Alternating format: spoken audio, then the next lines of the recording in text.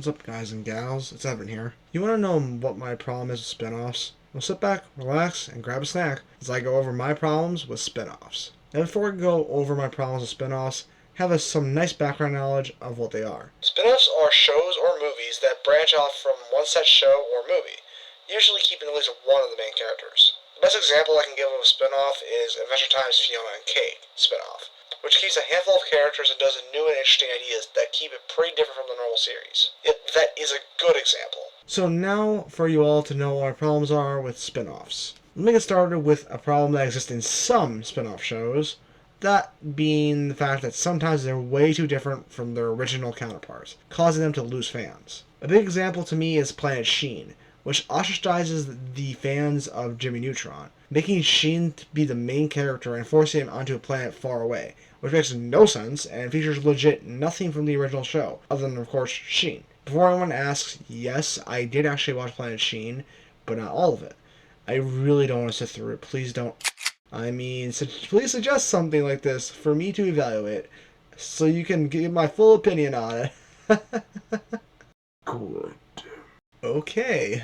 Okay, where were we? Oh yeah, time for my second problem with spin-offs. This is just a general problem, so please take this one with a grain of salt. Usually, spin-offs are instantly seen as bad or horrible and get cancelled way too early, when some of these bad spin-offs could be seen as underrated, amazing classics. A good example of this is How I Met Your Father, a spin-off of How I Met Your Mother. How I Met Your Father was really good. Not as good as the OG, but that's fine. Spin-offs don't need to be better than the originals.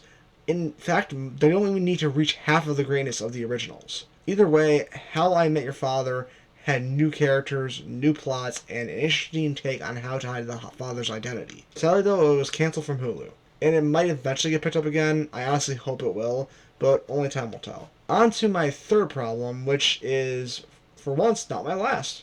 My third problem is super small, and it's basically the same as the reboot video. You guys know it and love it. It's the spin-off show looks worse than the original. At least with the case of cartoons. The only major example of this I can give is Camp Coral, SpongeBob's Under Years. Now again, this is super small, so let me keep it brief. Sometimes the spin-off could look worse than the original, even though it should share the same characters, or at least a similar art style. Camp Coral doesn't look horrible, but comparing it to the 3D of the Sponge on the Run movie, it's not that good. Yet, I'll save all my thoughts for SpongeBob spin-offs when I eventually get to evaluating them. Finally, over to my last problem, which is the spin-off is too similar. Hold on, I thought you said being too different from each other was bad. Yes, but let me... No, I'm not letting you explain. How can that mean it's too similar to the original be bad? If you would just let me... You're a phony! A dumb Okay then, let me explain. There needs to be a balance of both if you want the spin-off to work well. If there's too much of a difference in the spin-off, it'll lose fans. And if there's too much similarities, you'll risk not getting more fans and just having the fan base be pissed. Now, what show is too similar to the former? Now, many of you may point at something like the Patrick Star Show. Well, yes, this is similar to the normal SpongeBob a lot. There's certain things that make the Patrick Show fun and unique. Usually the plots and animation styles. So, what am I going to use as an example? If you guessed Camp Coral again, you'd be right. Camp Coral is legit just like SpongeBob, but even younger. SpongeBob acts the same, Patrick acts the same, Sandy acts the same.